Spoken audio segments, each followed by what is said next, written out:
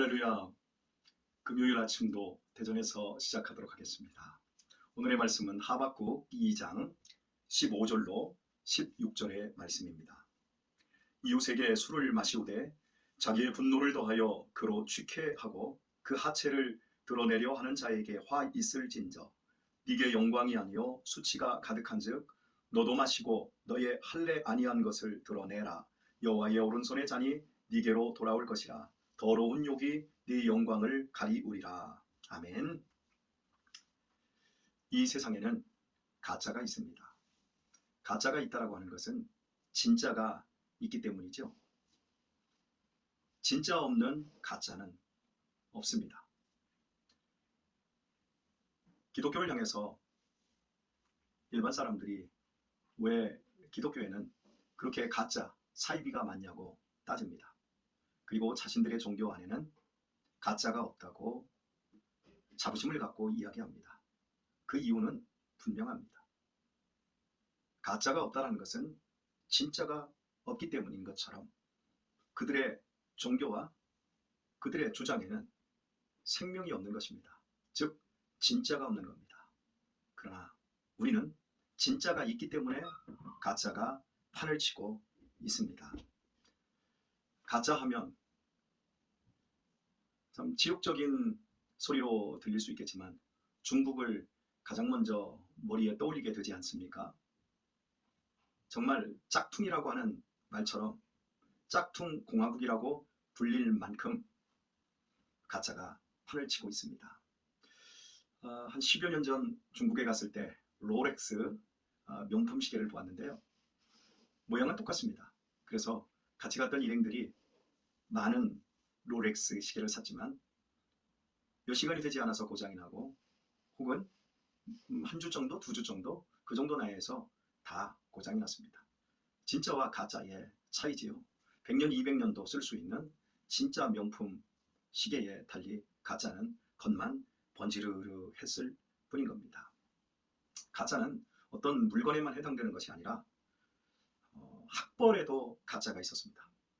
한 10년 전쯤에 연예인부터 시작해서 우리나라의 각계 원로들, 이 사람들이 학력을 위조한 사실들이 드러나서 얼마나 많은 창피를 당했습니까? 말씀드린 대로 종교에도 가짜가 있습니다. 그러나 많은 사람들이 생각하지 못하는 것이 있습니다. 거기에도 분명히 가짜가 있어요. 그것은 성공입니다. 저 사람은 분명히 성공한 사람이야. 저게 성공이야? 그런데 그게 진짜가 아니더라는 거죠. 세상의 거의 모든 사람들이 이 세상의 성공의 가치와 기준을 물질에 둡니다. 부귀 영화에 둡니다. 권력에 둡니다. 그것은 성공이 아닙니다. 진짜 성공은 사람이 하나님을 알고 그 하나님의 말씀대로 살 수 있는 힘을 가진 것, 순종할 수 있는 힘을 가진 것, 그것이 진짜 성공입니다. 안타깝게도 믿음 안에 들어와서도 많은 사람들이 성공적인 삶을 살지 않습니다. 이미 우리는 성공했습니다. 하나님의 은혜를 입어 죄악 세상에서 정죄 당하지 않고 속죄함을 받았습니다. 죄의 종에서 하나님의 자녀가 되었습니다. 지옥에서 천국으로 우리의 영적인 주소가 바뀌었습니다. 우리는 성공한 것입니다. 우리의 노력과 우리의 자격과 우리의 열심으로 이룬 것이 아니라 오직 하나님의 열심으로 주어진 은혜의 선물입니다. 우리는 성공했습니다. 그런데 성공적인 삶을 사느냐 아니면 패배하는 삶을 사느냐, 그것만 우리의 인생에 남아있는 것입니다. 오늘 읽은 본문은 바벨론 왕에 대한, 또 이 세상의 바벨론과 같은 삶을 사는 사람들에 대한 경고의 말씀으로 하박국에게 주어진 말씀입니다. 이웃에게 술을 마시우되 자기의 분노를 더하여 그로 취쾌하고 그 하체를 드러내려 하는 자에게 화 있을진저, 계속해서 화 있을진저, 이 말씀이 반복되고 있는데 오늘은 이웃에게 술을 마시우게 하고 취하게 하고 그 사람으로 하여금 하체, 부끄러움을 드러내게 하는 자, 그 사람이 바벨론이고 그 사람이 우리 주변에 바벨론적 삶을 사는 사람들의 방식이다. 그런데 그들에게는 반드시 하나님의 심판이 있다 말씀하고 있습니다. 우리나라는 술을 권하는 사회입니다. 자기만 술을 먹으면 되는데 꼭 남에게 술을 권하지요. 그리고 싫다는데도 억지로 예의상 먹으라고, 나를 생각해서 먹으라고, 도대체 왜 술을 권하는지도 그들이 의미도 모른 채 술을 강제적으로 권합니다. 그리고 술을 아랫사람이 윗사람에게도 권하지만 참 거부할 수 없을 때는 위에 사람이 아랫사람에게 술을 권하는 겁니다. 직장 내에서 술을 위에 사람이 아랫사람에게 권했는데 나는 술에 취향이 안 맞습니다 해서 거부하는 것, 사실 쉽지 않은 얘기일 것입니다. 저는 30여 년 전에 군대에 들어갔을 때 제 신앙의 고백대로 저는 술을 먹지 않았습니다. 그것 때문에 고참들에게 따돌림을 당하고 많이 맞고 무시를 굉장히 받았습니다. 그래서 술이라고 하면 아주 진저리가 날 정도로, 그리고 밤이면 술을 먹은 고참들이 한밤중에 취하여서 하급자들을 불러 세우고 때리고, 그 구타에 대한 좋지 않은 경험들로 저는 술을 권하는 사람들을 보면 정말 나쁜 사람들이라고 생각을 하게 되어집니다. 나만 취하면 돼요. 술이 그렇게 좋으면 나만 먹으면 되는데 굳이 왜 자기의 힘을 이용해서, 지위를 이용해서 밑에 사람을 술을 권하고 거부하면 때리고 괴롭히는 것입니까? 한 번쯤 술을 드시는 분들은 반성해 보아야 될 대목인 것 같습니다. 본문에서 하체를 드러내려 하는 자에게 화 있다. 술을 먹으면 반드시 취하게 되었습니다. 그리고 그 술 취함의 모습은 옷을 벗는다든지 교양과 매너를 찾아볼 수 없게 되어집니다. 결국 술을 먹고 많은 사람들이 실수를 합니다.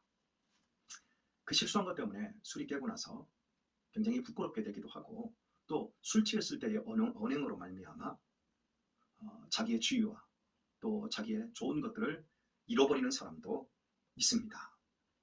바벨론 왕은 자기 부하들에게, 자기의 주변 사람들에게 술을 많이 권한 것 같습니다. 술을 권해서 술 취하면 사람은 자기의 본 모습, 내면의 모습이 나오지 않습니까? 그때 바벨론 왕은 술 취하게 시켜놓고 겉으로는 자기에게 충성하는 것 같지만 뒤에서 자기를 욕하고 자기에 대한 무서운 반역의 음모를 꾸미고 있지 않나, 이런 것들을 살폈던 것 같습니다. 그렇습니다. 타인을 괴롭히고 타인의 것들을 강탈한 사람은 결코 마음이 편안할 수가 없습니다. 항상 쫓기게 되어 있고 항상 두려울 수밖에 없습니다. 그래서 남의 것을 뺏거나 도적질해서는 안 되는 것이지요. 바벨론 왕은 자기의 권력을 이용해서 실컷 뺏고 실컷 죽이고 자기 마음대로 했지만 그의 내면의 불안감을 술이라고 하는 것으로 달래고, 또 술이라는 것을 통해서 주변의 사람들을 감시하는 도구로 사용했던 것입니다. 이런 바벨론 왕에게, 이런 삶을 사는 사람들에게 하나님은 화 있을진저 말씀하시고는 네게 영광이 아니요 수치가 가득한 삶, 그런 삶은 영광스러운 게 아니라 도리어 부끄럽다라는 겁니다. 그리고 계속해서 말씀합니다. 너도 마시고 너의 할례 아니한 것을 드러내라. 결국 감시하기 위해서, 자기 주변의 사람들의 본심을 알아내기 위해서 술을 먹이면서 그 사람들만 취하는 것이 아니라 결국 바벨론 왕도 취하게 되어지고, 그래서 자기 역시 부끄러움을 드러낸다. 너의 할례 아니한 것을 드러내리라. 하나님과 관계되지 않은, 하나님의 언약 백성이 아닌, 하나님에게서 끊어져 나간 사람의 비참함, 그 모습이 그대로 왕이지만 다 드러난다는 겁니다. 결국 타인의 약점을 잡고자 술을 권했는데 그 술 취함을 통해서 그들의 본 모습을 보려 했는데 도리어 그 왕이 술에 취하게 되고 자신이 하체를 드러나면서 그 주변의 사람들에게 왕은 신이 아니구나, 우리와 똑같은 비참한 인생에 불과하구나, 이렇게 되어진다. 그 말씀으로 너도 마시고 너의 할례 아니하는 것을 드러내라, 이렇게 말씀하고 있는 거예요. 계속해서 말씀을 보면 여호와의 오른손의 잔이 네게로 돌아올 것이라, 더러운 욕이 네 영광을 가리우리라. 하나님의 오른손 할 때는 강함을 의미합니다. 나의 의로운 오른손으로 내가 너를 붙들리라. 나의 의로운 오른손으로 너를 도우리라. 계속 이 오른손을 말씀을 하시거든요. 바벨론 왕이 전 세계의 가장 강력한 왕이라 할지라도 결국 하나님의 오른손에 붙잡힌 먼지에 불과하다는 사실을 하나님은 말씀을 통해서 강조하고 있는 겁니다. 이 세상의 권력을 가진 자들, 이 세상의 금력을 가진 자들, 이 세상의 유형 무형의 권력을 가진 자들은 자기가 제일인 줄 알고 자기가 움켜쥔 것이 자기의 오른손이 가장 힘 있는 것으로 착각합니다. 그래서 남들을 취하게 하고 감시하게 만들고 이런 삶을 삽니다. 반성해야 합니다. 우리 인생은 하나님이 붙들어주지 않으면 먼지에 불과합니다. 예수 그리스도를 통해서 우리의 헛됨과 연약함에 대해서 동감하고 그분 앞에 무릎 꿇고 귀의하지 않으면 성공적인 인생을 사는 사람은 한 사람도 있을 수 없습니다. 겸손해야 합니다. 하나님의 의로운 오른손이 심판의 손이 아닌 도우심의 손이 되는 성도가 되어야 합니다. 우리는 성공적인 인생을 살 수 있는 성공한 사람들입니다. 그 성공은 우리의 노력 여하에 있는 것이 아니라 하나님의 의로운 오른손이 얼마나 관여하고 있는가에 따라서 결정된다는 것이죠. 사랑하는 교회 여러분, 하나님의 거대한 오른손이 오늘 여러분과 여러분의 삶을 움켜쥐고 주장하시고 역사하는 한 날 될 수 있기를 권면드립니다. 오늘의 말씀을 맺으면서 얼마 전에 작고하신 아산병원의 주석종 교수님에 대한 짧은 글을 제가 보았습니다. 그분의 책이 나왔는데 아직 제가 직접 읽지는 못했지만 그 책을 소개하는 내용을 보았습니다. 주석종 교수는 크리스찬이었습니다. 신실한 크리스찬이었습니다. 항상 기도하고 그의 진료실에는 성경이 펼쳐져 있고 항상 하나님의 말씀을 묵상하는 분이었습니다. 그가 돌아가신 후에 그의 병실을 이렇게 잘 정리하는 가운데서 많은 기도문이 그 벽마다 붙어져 있고 그리고 말씀이 요절 말씀들, 중요한 말씀들이 외웠던 말씀들이 이제 수북히 그의 서랍에 쌓여 있었습니다. 그리고 그의 성경책에는 많은 눈물 자국들이 배어 있었습니다. 그리고 그가 주석종 교수님은 최고의 우리나라의 수술의 권위자였는데 그분이 수술을 앞두고 기도했던 기도문이 발견되었어요. 그 기도문은 대략 이런 내용이었습니다. 하나님, 제가 오늘 또 수술합니다. 저는 수술할 뿐입니다. 사람을 살리고 사람을 낫게 하고 치유하시는 분은 하나님이십니다. 하나님의 손에 저를 올려드립니다. 하나님, 붙잡아 주세요. 이런 기도문이 발견됐어요.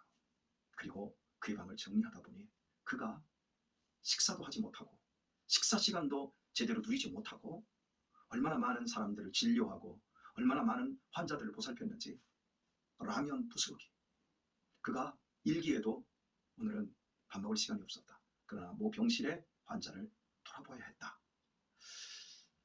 라면으로 때우며 시간을 보낸 거죠. 저는 주석종 교수야말로 성공적인 인생을 산 참된 크리스찬이 아니었나 싶습니다. 우리나라 최고의 의료 분야의 1인자였습니다. 그러면 그가 바벨론 왕처럼 흥청망청 누리며 술에 취하며 마음껏 바벨론적인 삶을 살 수 있었습니다. 대부분의 많은 의사들과 성공한 사람들이 다 그러고 살지요. 그러나 주석종 교수님은 말씀을 통해서 그것은 가짜 성공이라는 걸 꿰뚫어 봤던 것입니다. 진짜 성공적인 삶, 예수 그리스도 안에서 대속하신 그 은혜를 따라 하나님의 새 생명의 삶에 이르는 주님을 닮아가는 그 삶이 성공적인 삶이라는 것을 그분은 아셨고 그리고 평생 그걸 실천하셨던 것입니다. 그래서 그분은 돌아가신 후에 도리어 영광스럽게 되었습니다. 그런데 오늘 말씀 16절 끝쪽을 보면 더러운 욕이 네 영광을 가리우리라. 바벨론이 건설한 도시, 바벨론이 이룬 문명 얼마나 대단하고 영광스럽습니까? 그러나 바벨론이 무너졌을 때 그 영광보다 그 수치는 더 컸던 것이죠. 사랑하는 교회 여러분, 우리의 삶이 아무리 보잘것없고 아무리 가난하고 아무리 형편없는 인생이라 할지라도 지금은 세상적으로 봤을 때 수치스러웠다 할지라도 이것은 본질이 아닙니다. 본 모습이 아닙니다. 우리의 본 모습은 천국에 있습니다. 우리의 영광은 천국에 있습니다. 그 영광된 그날을 바라보시며 바벨론적인 삶에서 가짜자, 짝퉁이자, 속아 넘어가는 세상적인 삶에서 우리 진정한 신앙, 가짜가 없는 진짜 백의 삶을 우리 살아가도록 하십시다. 그리하여 하나님 앞에 설 때 영광스러웠노라고 칭찬 듣고, 고마웠노라고 또한 칭찬 들으며 그 복락을 누릴 줄 아는 성도님들 다 되시기를 우리 주 예수님의 이름으로 축원합니다.